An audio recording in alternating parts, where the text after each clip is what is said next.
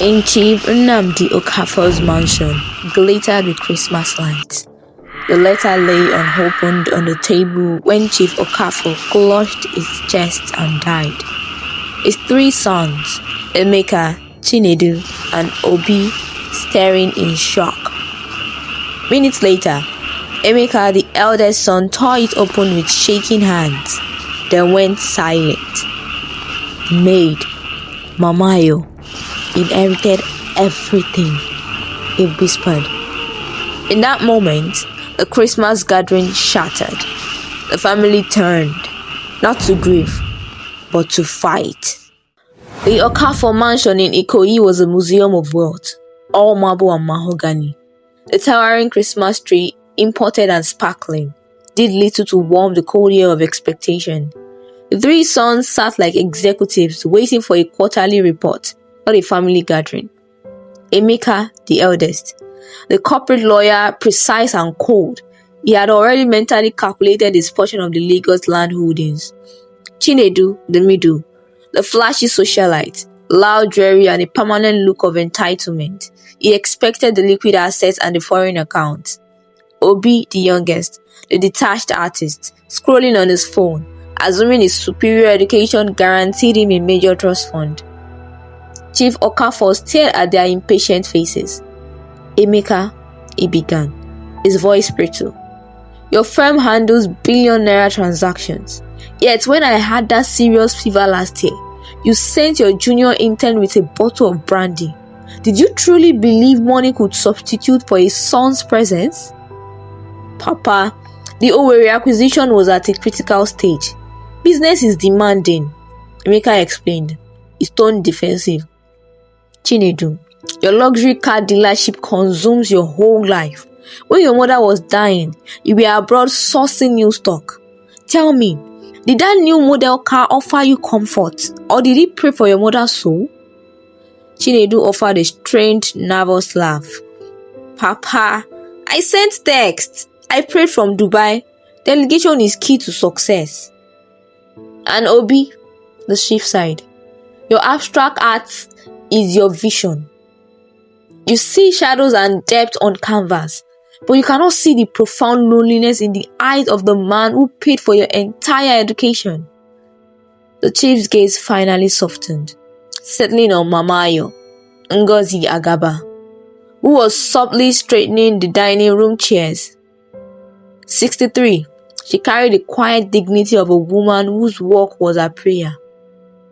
Mamayo, the chief called, his voice booming with unmistakable affection.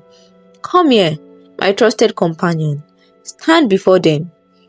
Mamayo approached, folding her hands humbly into her apron. This woman, the chief announced to his sons, his voice firm, did not just cook. She was the primary caregiver to your mother in her final days, a duty you all avoided. She handled my confusing medicine times perfectly. She made sure I stayed alive. She nursed me back when I was very sick. She slept on a mat next to my bed for 2 whole weeks. She stayed awake with me, praying and fasting when my company was about to fail 5 years ago. She gave me many years of real help and service. You 3 only gave me excuses. She offered consistent love when you offered silence. The sons exchanged looks of mutual impatience. The old man is just being overly sentimental about the help. The chief pointed to the small scroll-wrapped gift beneath the tree. That contains the last will and testament. The true heir is named inside. Open it and let the truth be revealed. This is the very last lesson I will ever teach you. It took one last sharp breath. Then with a soft sound, it fell over. Gone. The sons immediately caused a huge panic. They were not worried about their father. They only cared about finding that important paper, the will. 1 week later, the 3 sons sat together again, stiff and silent. The festive lights were gone.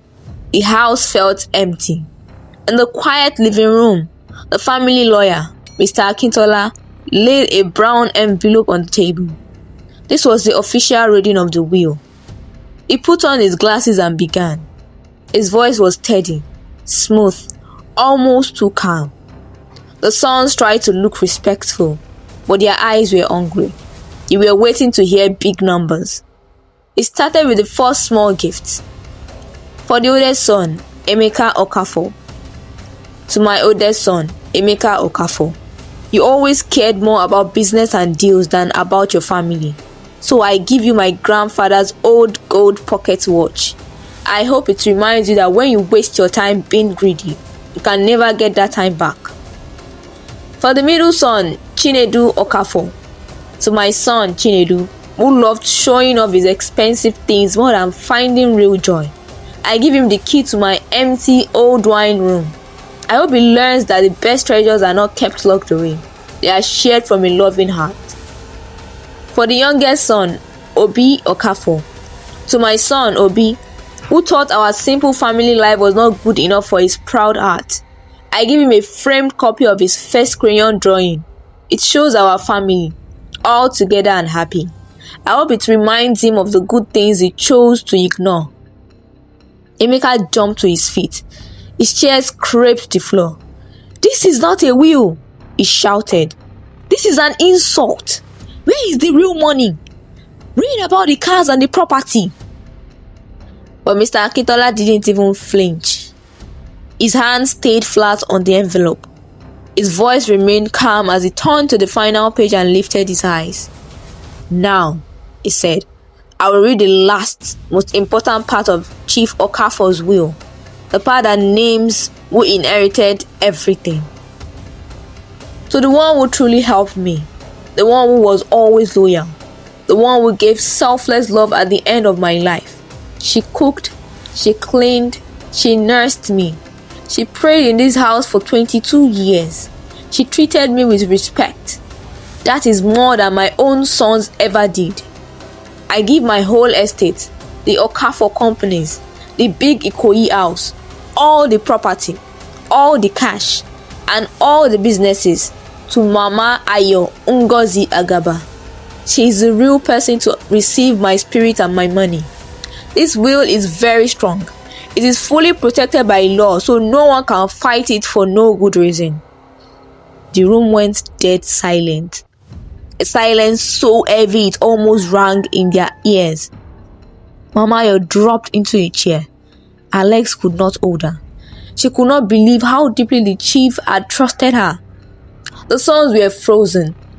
Then in one breath, their shock exploded into wild, ugly rage. Chinedu grabbed the nearest heavy object, the silver platter that held the Christmas chicken days before, and slammed it against the marble wall. "Fraud! She bewitched him! Kitchen witch! This is criminal theft!" Emeka, the lawyer, lost all control. He grabbed Mama Ayo's arm, twisting it hard, trying to force a pen into her fingers and blank paper under her hand. "Sign this now! Old woman, give it all up! I will destroy you!" Obi, blind with anger, snatched a bronze sculpture and raised it high, ready to strike. "Stop, Obi! Do you want to be a killer?" Chinedu shouted, a flash of fear cutting through his greed. He tackled Obi, and both of them crashed onto the expensive rug, punching, screaming, rolling like street fighters, not rich men. Mama Ayo ripped her arm free at last. She stared at the three highly educated, powerful men, now reduced to wild animals over money. "Your father knew," she whispered, voice shaking with pain and sorrow. "He knew you would attack the weakest person you see, instead of fighting the evil inside your own heart." The brothers locked onto a single target. In their minds, Mama Ayo was a shadow merchant who had stolen their light, like in the old stories of people who trade their soul for riches. They did not see their own darkness. They had become shadowless, known only for one thing: greed. Emeka struck first. He filed a loud, aggressive lawsuit and got a court order to freeze all Okafor assets. He poured a huge amount of money into the country's most expensive lawyers, shouting to the world that Mamayo was illiterate and unfit to run an empire. He cried undue influence and fraud, claiming she tricked their father with emotions. But in court, Mamayo walked in calm, standing beside Mr. Akintola. He presented the chief's final masterstroke. 2 years earlier, the chief had created an irrevocable offshore trust that gave instant control to a trustee chosen by Mamayo. On top of that, he had paid for her to attend private financial training for 18 months. On paper and in practice, she understood the company better than any of his sons.